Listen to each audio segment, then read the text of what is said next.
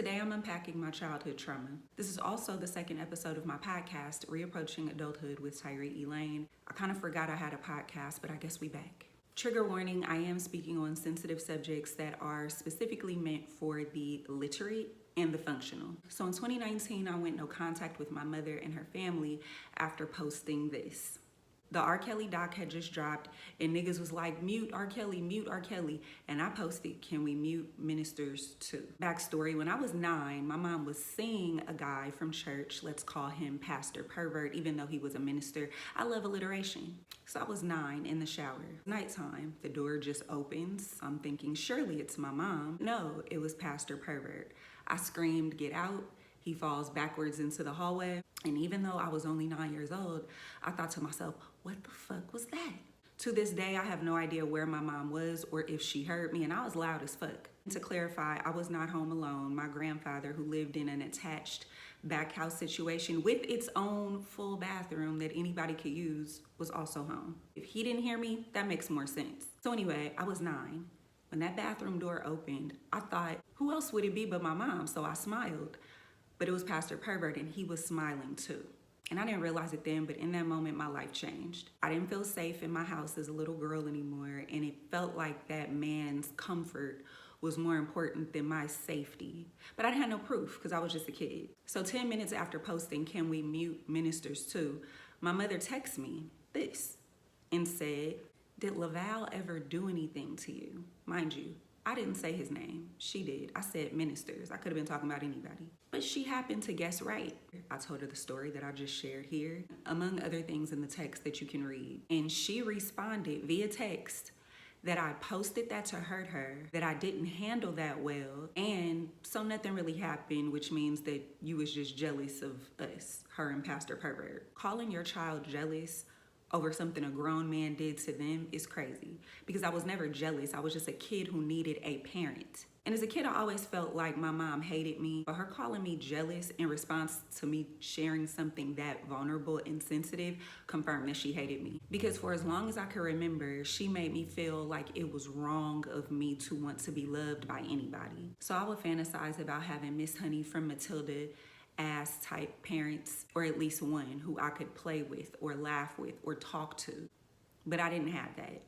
And that text let me know that I would never have that, at least not with the people who have known me all my life. The day I blocked my mother's number, which was January 9th, 2019, was the other day my life changed forever, because my mother turned pretty much her entire family against me, including church community members and friends, extended friends of the family. They all think I'm demonic because I blocked her. Since that has happened, I still have not done a bunch of rah-rah. All I did was block her. I've spent the last few years processing the shock and disappointment in people who I once looked up to. And I was real turned off by the fact that there was people who were more upset that I was posting about it than the fact that it happened. Like, these are text messages of a mother accusing her child of being jealous of a physical relationship between herself and a member of the cloth. And y'all was more mad about the fact that I was talking about it, posting text messages.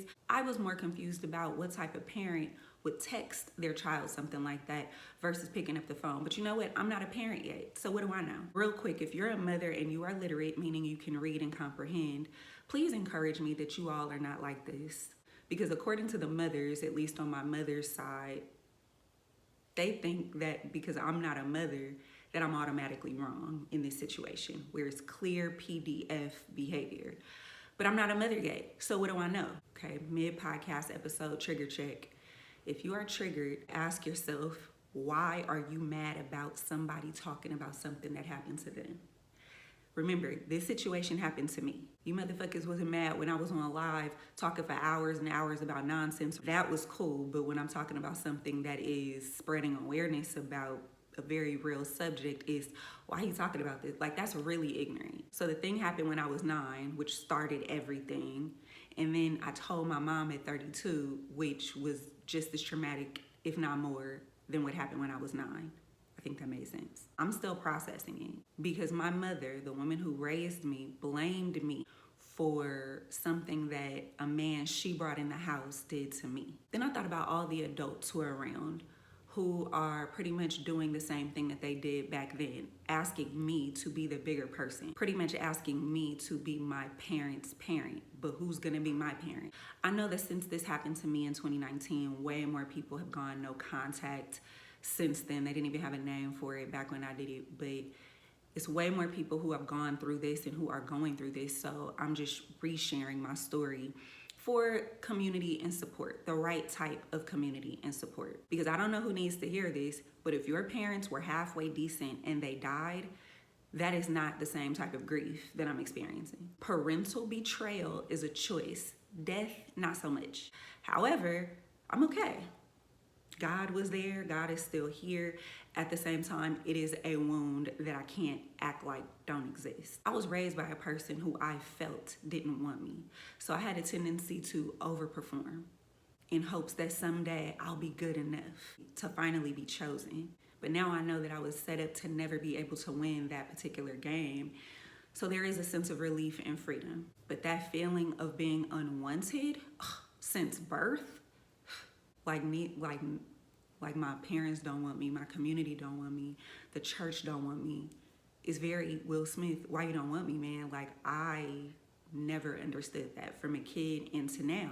And that shadow has a way of following you until you acknowledge it. This is me acknowledging it. All that to say, loving parents passing away is not the same type of grief as parental betrayal.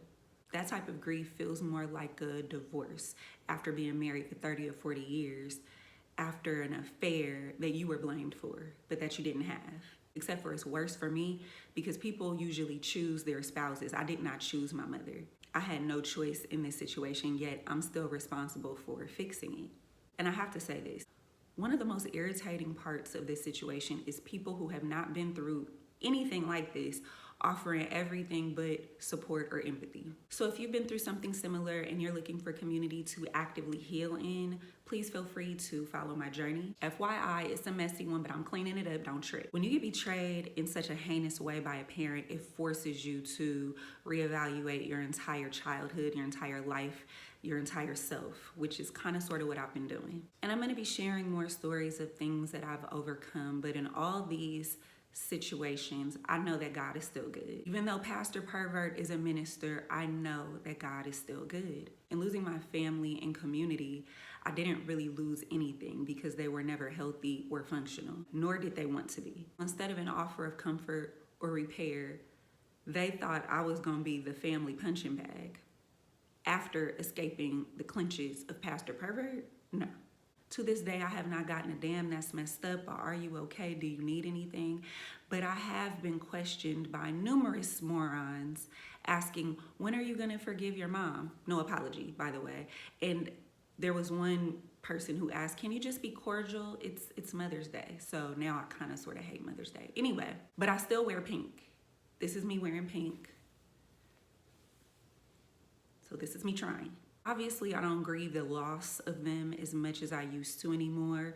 And I think the shock of everything is wearing off as well. But now I'm more so grieve the parents, community, and family that I never had, but always wanted. The fact that I even still want Healthy Aligned Fellowship is a blessing because my heart been through a lot, yet I still got one. My spirit knew that I was never supposed to lie about not feeling loved in relationships where I'm being told I'm loved. My spirit knew that I was never supposed to feel wrong about telling the truth in relationships where I'm supposed to feel safe.